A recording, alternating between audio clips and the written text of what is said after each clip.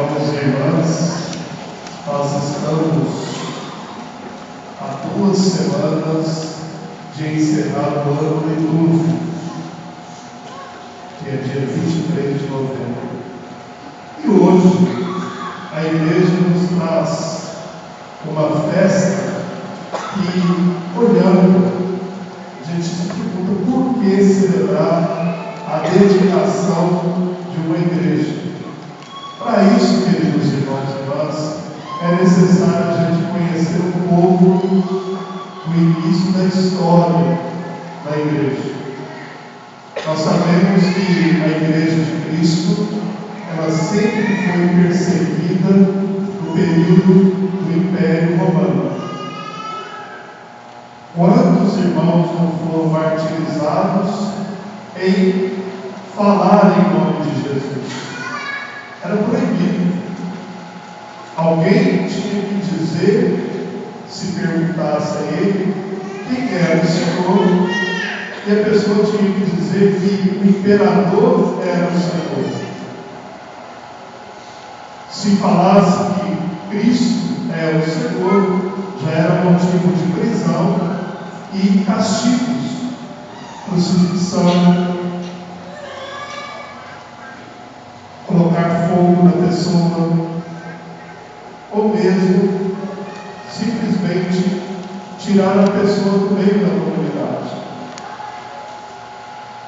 Então, no ano 313 da nossa era, o imperador Constantino, ele lançou um edito. Ele declarou que a partir daquele momento os cristãos poderiam livremente cultuar, praticar a sua fé. E em 337 ele deu para a igreja, para o Papa, uma propriedade, um sítio da família Lanterani, lá na Itália. E nessa propriedade o Papa construiu a primeira igreja pública. E essa igreja foi dedicada a São João Batista e a São João Evangelista e ao Santíssimo Redentor. Então, todos os anos nós lembramos que a primeira igreja,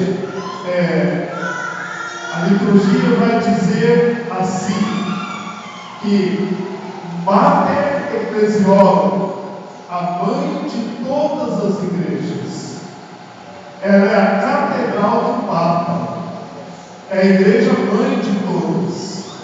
Queridos irmãos e irmãs, todas as dioceses têm a sua igreja mãe, mas a igreja mãe de todas as igrejas é a igreja de Latrão, São João de Latrão. A nossa catedral, ela fica em Campanha.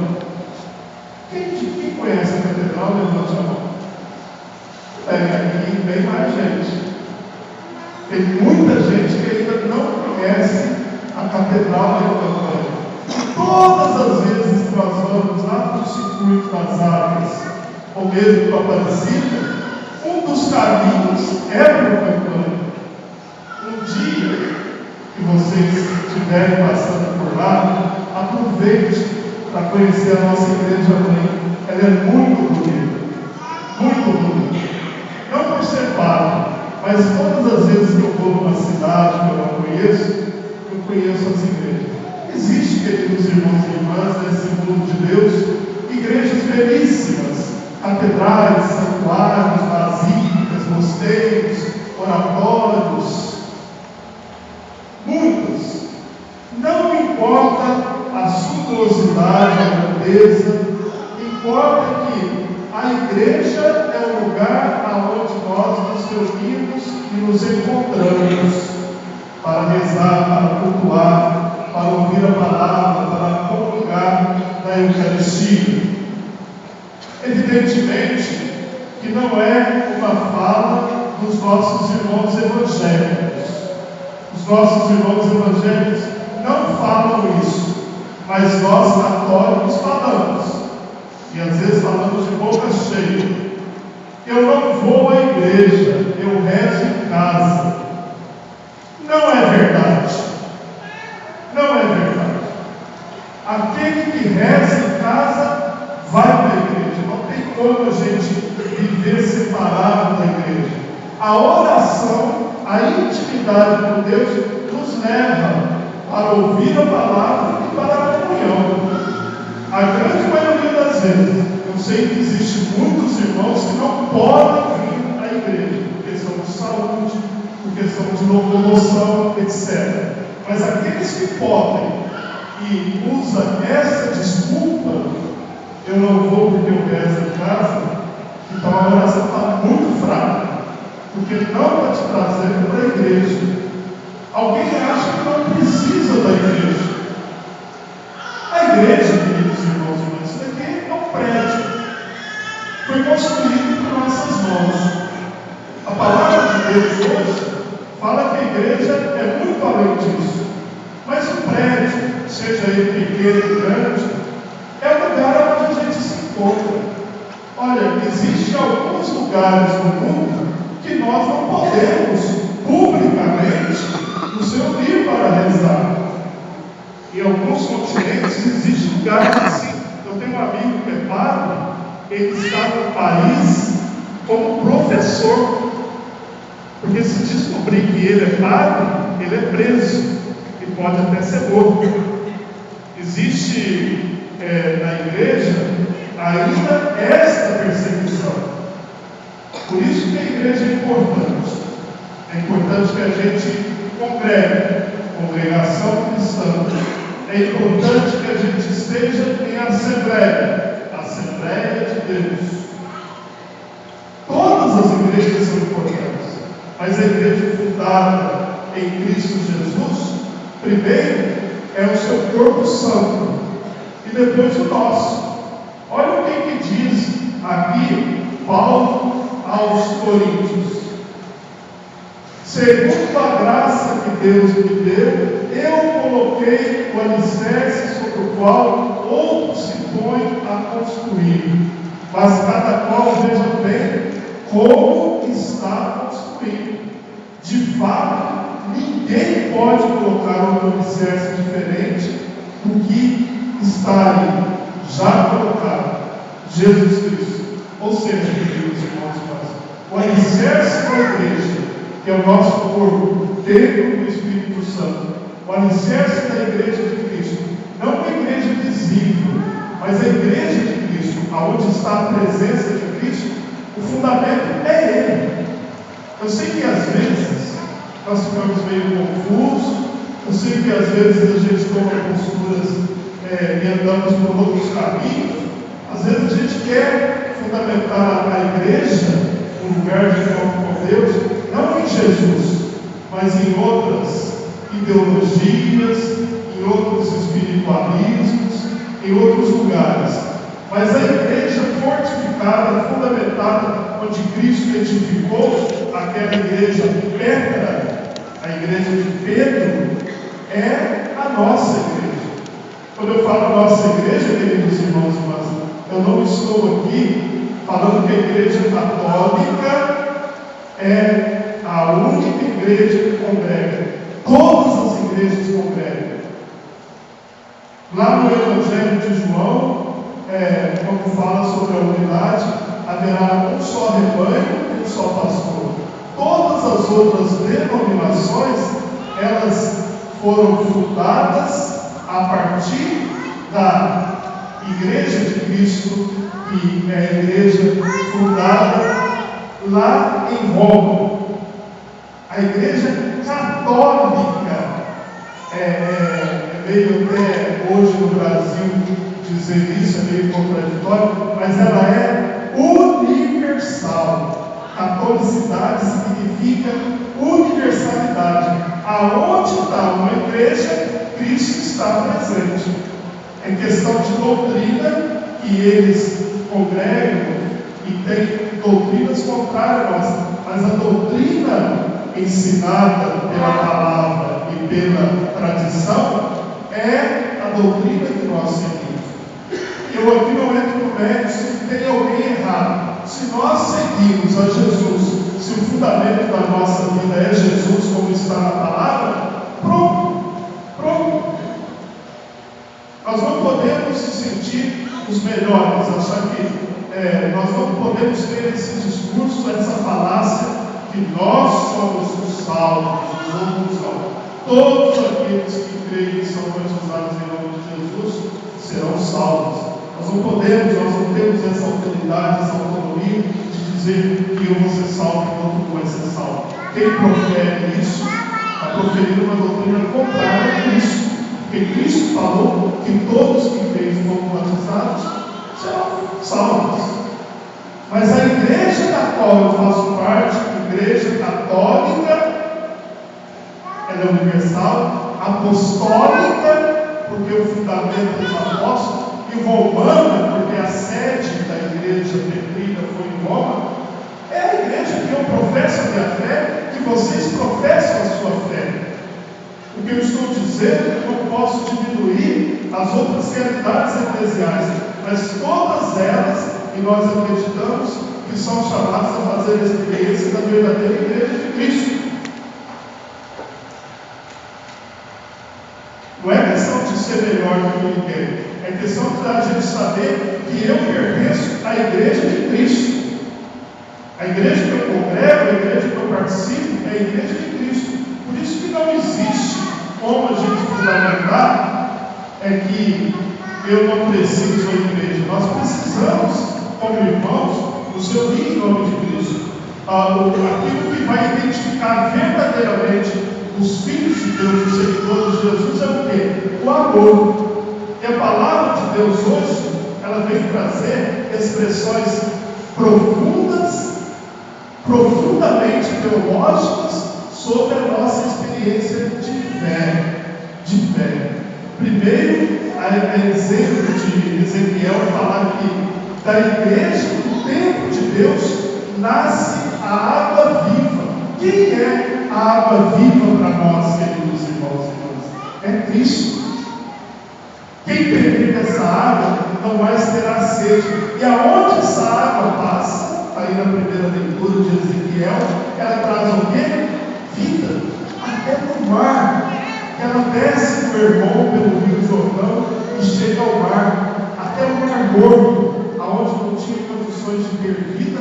Aonde chega a igreja, aonde chega Deus, o Senhor da igreja, ali tem vida.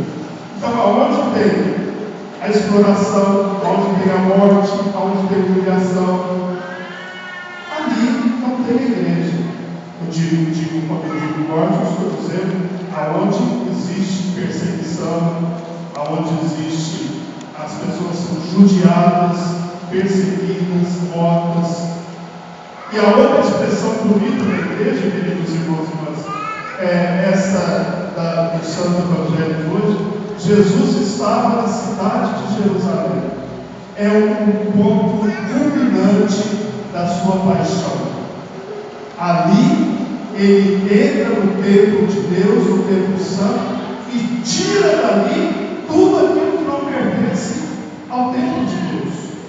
Diz que tinha ali os cambistas, os comerciantes e os animais para serem sacrificados. Olha que expressão mais bonita que João nos traz. Antigamente, queridos irmãos e irmãs, as pessoas tinham que ir no templo de Jerusalém e oferecer sacrifícios a Deus. Por exemplo, quando José e Maria foi apresentar Jesus, qual o sacrifício que eles ofereceram lá? Um par de pombinhos. Por que pombinhos e não um cordeiro? Porque eles eram pobres. Era aquilo que eles podiam oferecer para Deus. E as pessoas podiam levar de casa, mas daqui a pouco virou um comércio tão grande que as pessoas tinham que levar dinheiro para comprar lá. Tinha que ser lá. O seu cordeiro não podia mais, o seu pombinho não podia mais, a sua vaquinha, o seu bezerrinho não podia mais. Tinha que juntar o dinheiro e comprar lá. Covil de ladrões, Jesus fala. Estão fazendo da casa do meu pai um covil de ladrões. E retirou todo mundo dali. O Jesus, queridos irmãos e irmãs, que a gente escuta, né? Vinde a minhas crianças, porque delas é o reino dos céus. O Jesus que fala, vós que estáis cansados, fatigados, vinde a mim, eu vos darei o descanso necessário. Jesus que trazia luz na vida daquelas pessoas cegas, levantava aqueles que estavam coxos, paralíticos, ressuscitava aqueles que estavam numa vida de trevas. Esse Jesus, ele faz um chicote, entra no templo e tira todos ali. Isso custou a vida dele, mas ele tirou. Para dizer o seguinte, queridos irmãos e irmãs, na igreja, que é o nosso corpo, na igreja, que é a nossa comunidade, na igreja, que é a nossa família, nós devemos tirar tudo aquilo que não deve estar ali, que não é de Deus. A gente deve fazer uma limpeza como Jesus, fazer um chicote e tirar a nossa vida, nada de silício, pelo amor de Deus, tirar da nossa vida tudo aquilo que não é de Deus, tudo aquilo que não é de igreja. Hoje nós estamos refletindo sobre a igreja. Será que eu estou lembrando aqui? Sonhei lá. Então, queridos irmãos, cada um olha para si. Olha só o que diz Paulo. Nós somos templos do Espírito Santo, templos de Deus. E o fundamento desse templo é Jesus. Cada um deve olhar o que na minha vida não é Jesus, o que na minha vida não é eclesia, não é igreja, e o que precisa ser limpado. Não é simplesmente celebrar a dedicação da catedral do Papa. É cada um refletir como igreja, como estou na igreja. E aqui termina a minha breve reflexão, dizendo o seguinte: a igreja de Jesus, ela não tem dono. Ela não tem dono. A igreja é de Cristo. Quando o padre reza assim para vocês respondem: orai, irmãos e irmãs, para que o meu e o vosso sacrifício seja aceito por Deus Pai Todo-Poderoso. Receba o Senhor por tuas mãos esse sacrifício, para a glória do seu nome, para o nosso bem de toda a sua santa igreja. Toda a sua santa igreja.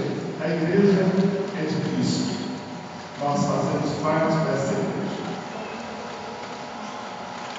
Então, no dia de hoje, cada um olha para si, para que nós possamos, para a nossa vida, construir a Jerusalém celeste, que é a nossa mãe, aonde um dia estaremos.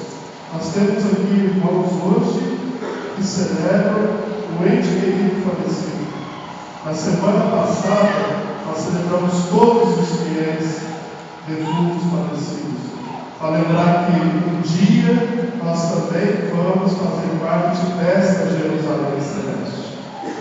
Quando nós celebramos um irmão que faleceu, nós não celebramos a morte. Nós que acreditamos em Jesus, nós celebramos a vida. Nós celebramos a vida que aquela pessoa viveu. Como foi a vida daquela pessoa. Por isso eu falo para vocês que hoje celebram uma pessoa muito querida. E às vezes a gente se pergunta: tinha que ser agora? Tinha que ser desse jeito? Lembrar que essa pessoa, ela viveu. E o mais importante é o que ela significou para vocês que celebram o ente querido. Trazer as lembranças de como essa pessoa foi importante na vida de vocês, como ela viveu. E hoje se encontra diante de Deus. É isso que nós celebramos quando nós celebramos e falamos da Jerusalém celeste. Que os ensinamentos, que a postura, que a presença, que as lembranças e as memórias que essa pessoa traz para vocês hoje, no coração de vocês, possam ser salutados, para que vocês possam viver e dar testemunho de Deus. Desejo, no fundo do coração, seus membros, aos familiares, amigos, que Deus os conforte nesse momento